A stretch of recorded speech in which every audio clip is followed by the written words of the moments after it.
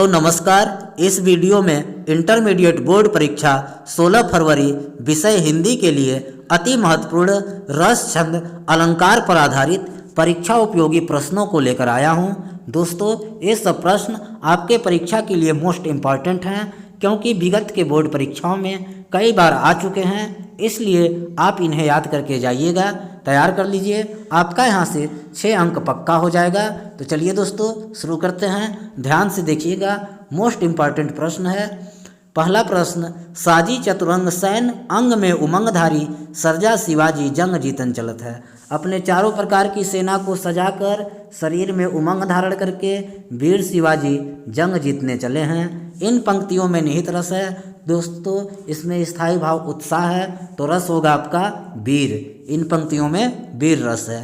अगला देखिए, रौद्र रस का स्थायी भाव है निर्वेद क्रोध रति हास। तो दोस्तों, क्रोध रौद्र रस का स्थायी भाव है, रौद्र का स्थायी भाव क्रोध।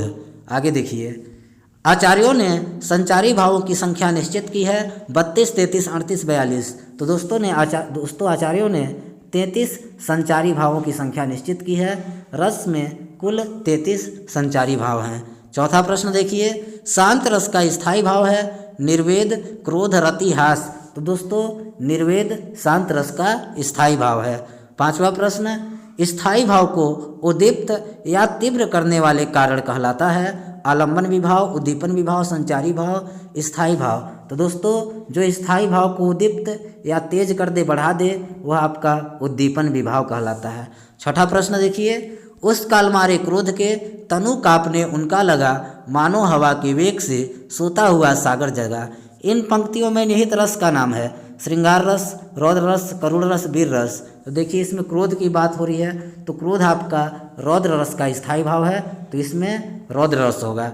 आगे देखिए, जिस छंद में, अब छंद पर आधारित प्रश्न है, जिस छंद में 4 चरण होते हैं और प्रत्येक चरण में 16 मात्राएं होती है, वह कहलाता है दोहा, चौपाई, रोला, सोरठा। तो दोस्तों, चौपाई के प्रत्येक चरण में 16 मात्राएं होती है और इसमें 4 चरण होते हैं, तो इसका उत्तर है चौपाई। आठवां देखिए, सोरठा किस तरह का छंद है? सममात्रिक छंद, अर्ध सममात्रिक छंद, विषम मात्रिक छंद, वर्णवृत्त छंद। तो देखिए, सोरठा के पहले और तीसरे में 11-11, दूसरे चौथे में 13-13 मात्राएं होती हैं, तो ये होता है आपका अर्ध सममात्रिक छंद, यानी आधी मात्रा इसकी बराबर है, सम है। आगे देखिए, 9वां, जिस छंद के प्रत्येक चरण में 24 मात्राएं होती हैं, 11 और 13 मात्राओं पर यति होता है। यति का मतलब विराम, वहाँ छंद होता है रोला, सवैया, बरवे, रोला। तो दोस्तों, रोला छंद के प्रत्येक चरण में 24 मात्राएं होती हैं और इसी छंद के 13 और 11 मात्राओं पर यति होता है, तो ये आपका होगा रोला। आगे देखिए, 10वां प्रश्न, मेरी भव बाधा हरो राधा नागरी सोई जातन की झाई परे श्याम हरित दुति होए। इस पद में छंद है बरवे, चौपाई, सोरठा, दोहा।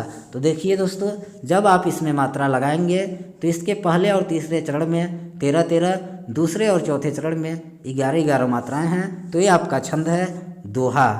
आगे देखिए, 11वां प्रश्न, पढ़ते समय छंद के सुखद प्रवाह को कहते हैं यति, गति, वर्ण, गढ़। तो देखिए दोस्तों, पढ़ते समय छंद के प्रवाह को, लय को हम गति कहते हैं और जो विराम होता है उसको यति। तो इसका राइट आंसर है गति, प्रवाह यानी गति। आगे देखिए, आदि में एक दोहा और बाद में एक रोला जोड़कर कौन सा छंद बनता है? हरि गीत का कुंडलिया, बरवे, चौपाई। तो इसका राइट आंसर है कुंडलिया। कुंडलिया छंद में आदि में यानी शुरू में एक दोहा और उसके बाद एक रोला जोड़ दिया जाता है, एक दूसरे से कुंडली की तरह जुड़े होते हैं, इसलिए इस छंद का नाम है आपका कुंडलिया। 13वां देखिए, कुंडलिया छंद में कितने चरण होते हैं? 4, 8, 12, 6। तो देखिए दोस्तों, कुंडलिया में कुल 6 चरण होते हैं। आगे देखिए, वर्णों की आवृत्ति होती है। अब अलंकार पर प्रश्न है, वर्णों की आवृत्ति होती है अनुप्रास में, यमक में, सलेश में, उपमा में। तो इसका राइट आंसर है क, वर्णों की आवृत्ति अनुप्रास अलंकार में होती है।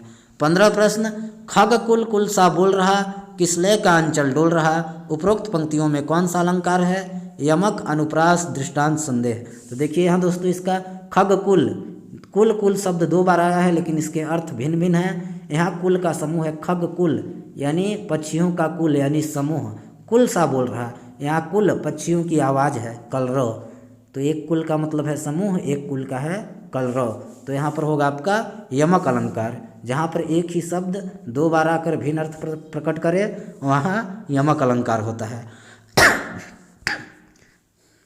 16 प्रश्न, मुख मयंक सम मंजू मनोहर, उपरोक्त पंक्तियों में कौन सा अलंकार है?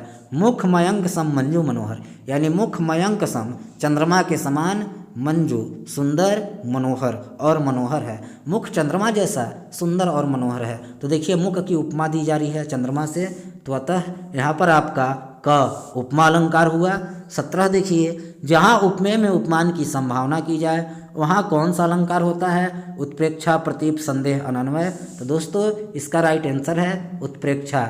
जहाँ उपमेय में उपमान की संभावना की जाए वहाँ पर उत्प्रेक्षा अलंकार होता है और इसमें मानो, मनहु, जानो, जनहु इत्यादि वाचक शब्द आते हैं। 18 देखिए, अंबर पनघट में डूबो रही, तारा घट उषा नागरी, इस पद में अलंकार है यमक, रूपक, श्लेष, दृष्टांत। अंबर पनघट, अंबर और पनघट अलग अलग है, लेकिन इस अंबर को पनघट का रूपक मान लिया जा रहा है, कहा जा रहा है अंबर रूपी पनघट में। तारा घट, तारा और घड़ा अलग अलग चीज़ है, लेकिन तारे को घड़ा का रूपक मान लिया जा रहा है, तारे रूपी घड़ा।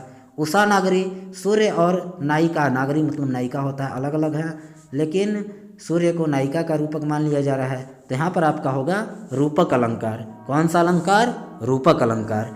अब देखिए लास्ट 2 प्रश्न बच गए हैं। वास्तविकता से अधिक बढ़ा चढ़ाकर किए गए वर्णन में कौन सा अलंकार होता है? भ्रांतिमान, अतिशयोक्ति, संदेह, प्रतीप। तो दोस्तों जहाँ वास्तविकता, सच्चाई से ज़्यादा खूब बढ़ा चढ़ाकर वर्णन किया जाए वहाँ पर आपका अतिशयोक्ति अलंकार होता है। लास्ट प्रश्न है, राम से राम, सिया से सिया, उपयुक्त पंक्तियों में कौन सा अलंकार है? यानी राम के समान ही राम है और सिया सीता के समान ही है। यानी यहाँ पर देखिए उपमेय को ही उपमान मान लिया जा रहा है, उपमान की व्यर्थता प्रकट की जा रही है, तो इसलिए इसमें कौन सा अलंकार हुआ आपका? अनन्वय अलंकार। तो इसका राइट आंसर है अनन्वय अलंकार। तो दोस्तों इन प्रश्नों से आपको आगामी बोर्ड परीक्षा में बहुत ही मदद मिलने वाली है। वीडियो अच्छा लगा होगा तो लाइक कीजिएगा, साथ ही चैनल को सब्सक्राइब करना मत भूलिएगा। आप सभी का धन्यवाद। Thank you.